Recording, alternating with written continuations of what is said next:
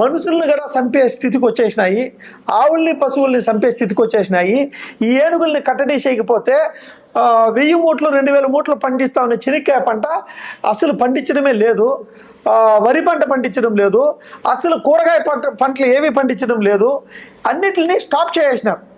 దీన్ని ఇట్లే వదిలేస్తే కోతులు వచ్చి పడినాయి, అడుగు పందులు వచ్చి పడతా ఉన్నాయి, అడుగు మృగాలన్నీ ఇప్పుడు వచ్చి పంట పొలాల మీద పడతా ఉన్నాయి.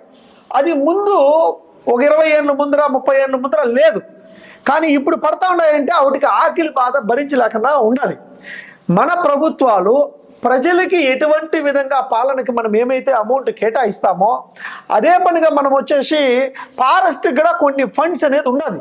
ఈ ఏదైతే ఫండింగ్ ఉందో ఫారెస్ట్ అధికారుల దగ్గర, ఈ ఫారెస్ట్లో వచ్చేసి పండ్లు పొలాలు, అదేవిధంగా వచ్చేసిందని ఏనుగులకు సరిపడా ఆహారము, కోతులకు సరిపడా ఆహారము, కుంటల్ని నిర్మించడము, ఈ అడవుల్ని ఒక సృష్టించకపోతే తప్పకుండా పంట పొలాలు ఎవరు చేసేదానికి వదిలిపెట్టవు. ఆల్రెడీ ఊర్ల మీద పడినాయి, ప్రతి ఊర్లో కోతులు ఉన్నాయి, ప్రతి ఊర్లో వచ్చేసి అడుగు పందులు పడుతూ ఉన్నాయి, ప్రతి పంట పొలాలని నాశనం చేస్తూ ఉన్నాయి.